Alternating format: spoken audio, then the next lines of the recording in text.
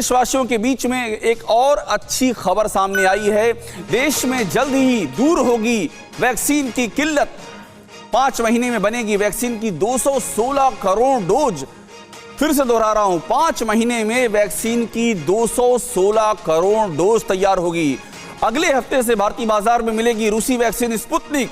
एक और बड़ी जानकारी, अगले हफ्ते से स्पुतनिक, जिसका कि बहुत ही शानदार ट्रैक रिकॉर्ड रहा है, वो भारतीय बाजार में उपलब्ध होगी।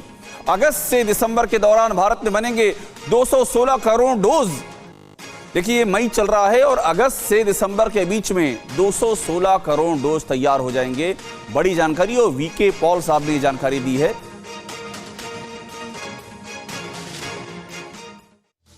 तो अब आपको हम दिखाते हैं कि कौन सी कंपनी कितना वैक्सीन का उत्पादन करेगी। सबकी इस और दिलचस्पी है कि वो जाने कि वैक्सीन की कमी कैसे दूर होगी, कैसे आने वाले वक्त में आपको टीके के लिए इंतजार नहीं करना पड़ेगा। ये बिग वॉल देखिए, इसमें पूरी जानकारी हम आपको दे रहे हैं कि किस तरह से। ये देखिए, यहां पर एक तरफ से हम आपको बता रहे हैं जो हमारे पास सुविधाएं हैं। कोविशील्ड, कोवैक्सीन, बायो वैक्सीन और जेनेवा वैक्सीन, ये 4 हैं और इनकी खुराक देखिए कितनी होगी कोविशील्ड की।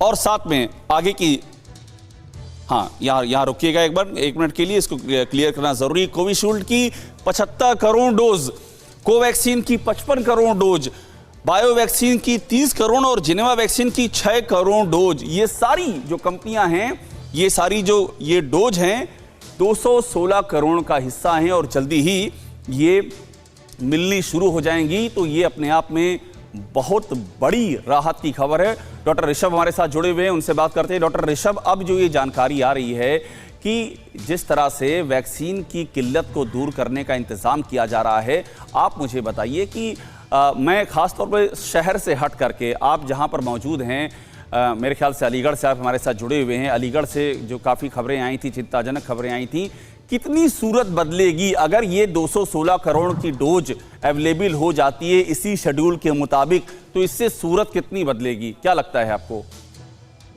देखिए, अगर ये 216 करोड़ डोजेस जैसे आप बता रहे हैं, अगर ये आ जाती हैं तो उससे हमें जो चेन को ब्रेक करने में हेल्प मिलेगी। इम्यूनिटी अगर अच्छे से डेवलप होती है तो ये जो वायरस का ट्रांसमिशन है, इसे रोकने में हेल्प मिलेगी। और जो वैक्सीन है, ये हमें 2 चीज़ों में बेनिफिट कर रही है। सबसे पहला तो ट्रांसमिशन होने से प्रिवेंट कर रही है। अगर आप इन्फेक्ट हो भी जा रहे हैं तो आपको जो है सीरियस डिजीज की तरफ जाने से रोक रही है। तो जो सबसे इम्पोर्टेंट चीज़ है सीरियस डिजीज, जिसकी वजह से मोर्टेलिटी हो रही है।